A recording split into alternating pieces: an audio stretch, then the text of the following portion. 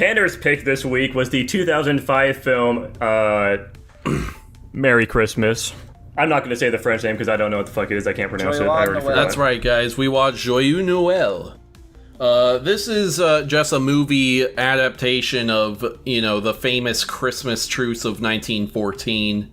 You got the Germans, the Scottish, and the French. It's during World War I. They're in the trenches, and then Christmas rolls around, and they kind of wind up having a little ceasefire during Christmas, and they all hang out, and then the generals don't like that, so they shut that shit down. Mm-hmm. Here's my fun fact about Joyeux, Noel.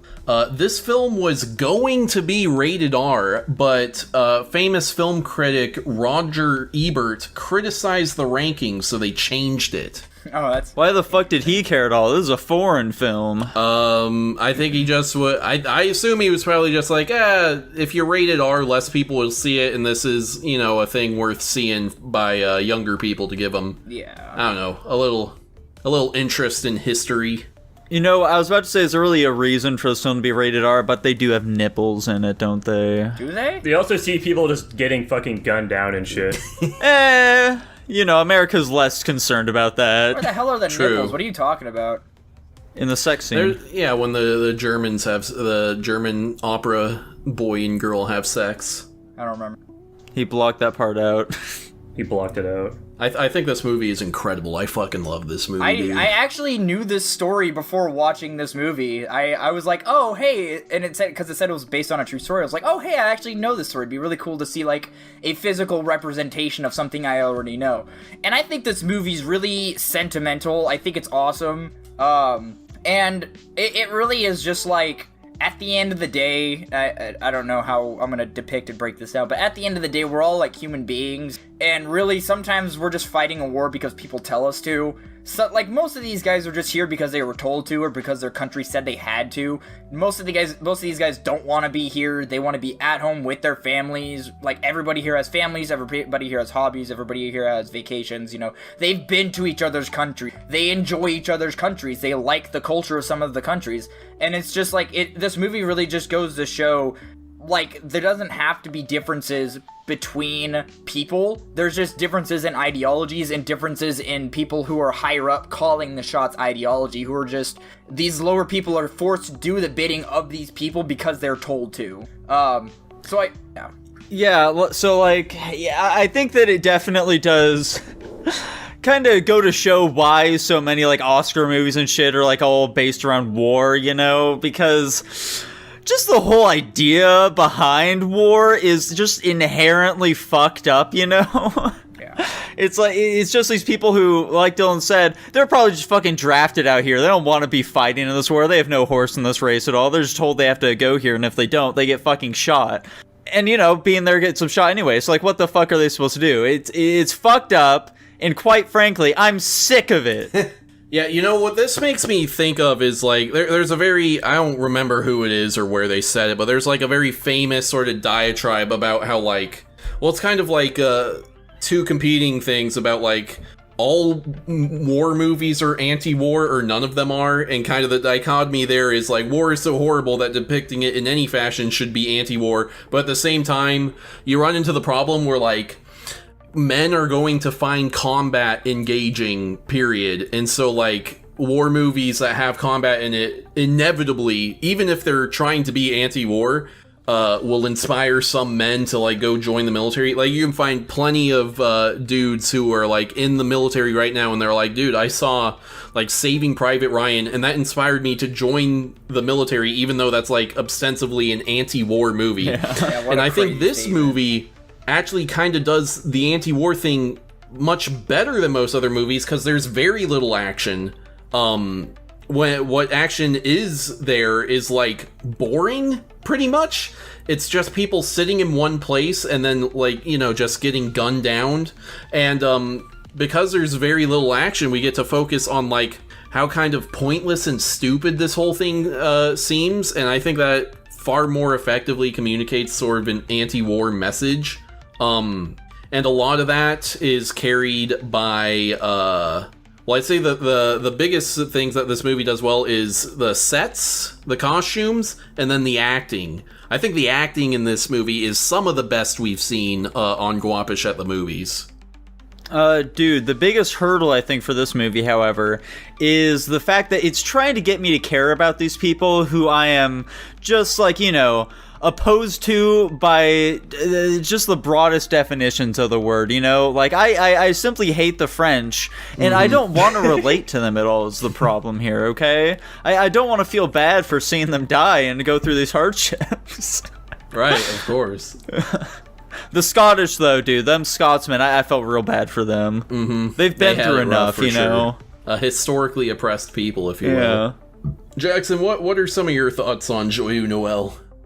I agree. I think the sets and the acting and all that is cool. I like the poignant look at war as a concept. I thought the movie was really fucking boring, to be honest. I don't care at all about it, I'm going to be honest. I think that the fact that there is very little tension from it kind of killed it for me. I got really hyped up when there was that guy crawling across no man's land, and then nothing came of it. Like, I legitimately, like I said, I felt really fucking tense up. I thought something really fucked was gonna happen. I was gonna, shit was gonna hit the fan suddenly. Of course, I was going into this without any knowledge of this historical thing. And then the rest of the movie was just kind of like dudes hanging out with some, political stuff happening in the background. I just really didn't care, to be completely honest. I was pretty fucking bored.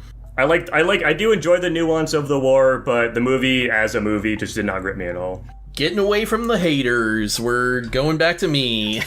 That's why I wasn't talking. I wanted to let you guys keep fucking glazing it before I was like, okay, anyways, I hated this movie. I think this movie also does a really good job of balancing a lot of different emotions. There's somberness, hope, horror. There's lust. Even some levity in here. Lust. I think the sort of B plot with the opera singer girl and guy is the shit I cared the least about, to be honest. True. I feel like that's the relationship they're pushing the most, though. Right. If I was watching this alone, I would have teared up at several moments in this film. Holy shit. We finally found a film that's melting his icy heart. Yeah, that's right. Especially one line that hit me really hard, really stood out to me is when the German officer is talking to the French officer, and the French one says something along the lines of commenting how the German officer's French is, good and his German isn't. And the German officer replies with, "No honor in that, your wife is not German." And it's that's a very smart line, because they don't have to spell out to you that, hey, the German guy's wife is French. They just leave it at that, not ambiguous, but that subtle line, and you just go, oh, shit. And I think that's a lot of the dialogue in here. They don't have to spell out the emotions and information you're supposed to be gleaming. It trusts the audience to have the intelligence to read into this stuff correctly. I did get that one. Be really proud to know I got that one. I was as I was saying that, I was like, man, I hope Dylan isn't about to chime in and say, oh, really? I didn't notice that. I got that one. That was good. That's good. Very good. Yeah. And when they fucking shoot the guy with the clock because he's in the German thing, he's like, I got to see my mother, and then he's fucking dying. That shit was sweet. Yeah. That fucked me up. Or, I think it's a bit more obvious, but, the French captain and, the major being his dad, and, very clearly the major's trying to, maybe not abuse, but take advantage of his position to get his son, out of the front line, and the son is no, I belong here with my men, and that sort of tension. There's just, a lot of stuff here, and then all the, you got the Scottish priest who's kind of wrestling with his faith, basically, where he's like, well, fucking... all of these guys, regardless of what side they are, they were here willing to listen to me. And then my guy back at, my church is like, well, no, the Germans are evil, actually. And he's like, but I just had this, experience with them, And he's like, no, they're demonic in nature. Yeah, exactly. He literally said some shit like that. That was, one of the biggest, I'm not gonna say climaxes of the movie. That was, a really high point to the movie, though, where it kind of goes along with the whole theme of, it doesn't matter, how I was saying, we're all human beings at the end of the day. Nobody, none of these people were inherently evil. They're here because they were forced to, but, we all can share ideologies and, for the, it was really, if you didn't get it at that point of the movie, him saying, no, they all attended church, we all had church together, we all, we shared like memories and alcohol and like food and merriment and all that together. So we all are similar. It doesn't like they're not evil just because like people say they are. Like it's kind of like a stranger danger kind of thing. You can't say anything about somebody until you actually know them or get to know them. So yeah, I thought that was a part of the movie where like if you didn't get that we're all similar and sometimes we're just forced to play a part in this game we call life, sometimes due to the will of other people, then I don't know when you're... Well, solid, dude. I suppose, do we have anything else to say about this one here?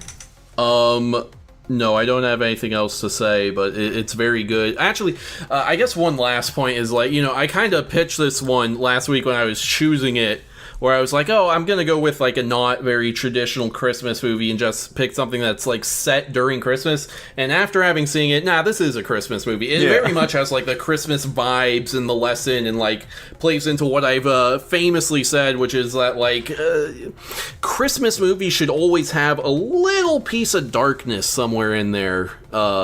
And this movie obviously has a that, lot. so it has a decent, it's a bit of a bummer ending, but I still like it. Yeah, all these characters are going off to die. Yeah, except the Scottish. I guess they're chill. But yeah, that But anyway, I really like this one. Are you gonna sit your family down around the fire and Christmas tree and show this movie to them every Christmas? Maybe not every Christmas, but, we'll have a rotation of films. Yeah, when they're older. The fact that this happened in real life, I think, is like a good reminder film to watch every... Mm-hmm. I agree. Yeah, can't wait to watch a 9/11 film next, Tanner. Yeah, that's right, we're watching Paper Clips. Yeah. That's not what Paper Planes? Paper Schmains. There's some really famous, like, internet movie about 9/11. I can't remember what it's called, though. It's Paper something. Osama the Reckoning. Anyway. I guess I'll kick us off here real quick. Let's start with Jackson so he can bum us out. Oh yeah, I give this movie a flat B. Oh, okay. That's fine. Yeah. I thought this movie was good. I'll kick us off here. I'm going to give it an A-. Dylan? Let's give it an A. Damn it. I'll have to think. Should I give it a higher rating or a lower rating? That's up to you, my guy. Let's give it an A+. Holy cow. I'm giving it an S+. Whoa. S+. This guy loved it. Oh, I really fucking love this movie. I was expecting an S, but plus was out of my bounds. Oh, yeah. How many other S+? Taylor the type of guy to like war. Anyways, that puts it at an A overall. You have more S+ movies than I do. Holy shit. Tanner's a big movie glazer. If he likes a movie, he skips straight from S to I S+. thought I was the movie glazer. Hold on a second. I mean, you got a lot up there too, dude. I don't know what glazing means. I'm gonna stop using the word. Hold on a second. Keep using it. It's funny. Fantastic. Joyeux Noel, A. Good job, the French. You redeemed yourself. Yeah. Yippee!